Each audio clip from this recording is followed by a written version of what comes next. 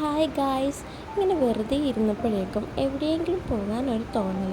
എവിടെ പോകുമെന്ന് ഇങ്ങനെ ആലോചിച്ചപ്പോൾ ഉമ്മി പറഞ്ഞു ഉമ്മയുടെ വീട്ടിലേക്ക് പോകാമെന്ന്. വേറെ ഒന്നും നോക്കിയില്ല, വേഗം റെഡിയായിട്ട് ഞങ്ങൾ ഇറങ്ങിയിട്ടുണ്ടായിരുന്നു കേട്ടോ. നടന്നു വരുന്ന സമയത്ത് ഞങ്ങൾക്കൊരു ഓട്ടോ കിട്ടിയിട്ടുണ്ടായിരുന്നു കേട്ടോ. പിന്നെ ഓട്ടോയിലേക്ക് കയറി നേരെ ബസ് കയറാനായിട്ട് ചെന്നിറങ്ങി. നല്ല പോസ്റ്റ് കിട്ടിയിട്ടുണ്ടായിരുന്നു കേട്ടോ ബസ് കിട്ടാനായിട്ട്. പിന്നെ ബസ് വന്നപ്പോഴേക്കും അതിൽ കയറി ഉമ്മയും ആദ്യക്കൂട്ടൻ്റെ ഫ്രണ്ട് സീറ്റിലായിരുന്നു കേട്ടോ ഇരുന്നത്. ആദ്യം ഞങ്ങൾ കണ്ടിരുന്ന് അടുത്തിരുന്ന ചേച്ചിയെ വിളിച്ച് കാണിക്കുകയാണ്. അങ്ങനെ ബസ് ഇറങ്ങി ഞങ്ങൾ ഉമ്മയുടെ വീട്ടിലേക്ക് നടക്കുകയാണ്. ഞങ്ങൾക്ക് എല്ലാവർക്കും ഒരുപോലെ പോകാൻ ഇഷ്ടമുള്ളൊരു വീട് അവിടെയാണ് കേട്ടോ ഉമ്മയുടെ വീട്. കാരണം അവിടെ ഇത്തിമാരും പിള്ളേരും ഒക്കെ ആയിട്ട് നല്ല രസമാണ്.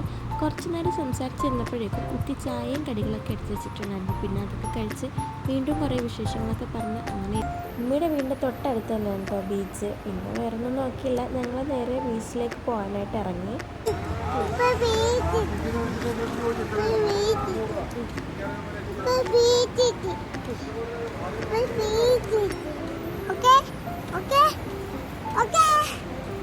അങ്ങനെ അതിൻ്റെ ഇടയിൽ ആദ്യക്കുട്ടനും വ്ളോഗൊക്കെ ചെയ്യുന്നുണ്ടായിരുന്നു കേട്ടോ.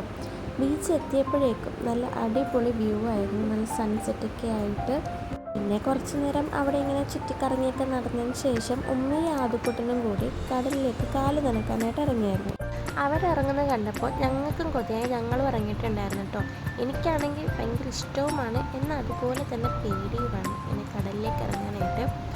ആദ്യക്കുട്ടനും ഉമ്മയാണെങ്കിലോ ഇതുവരെയും കയറിയിട്ടുണ്ടായിരുന്നില്ല. ആദ്യമാണെങ്കിൽ ഫുൾ വെള്ളത്തിൽ കളി തന്നെയായിരുന്നു.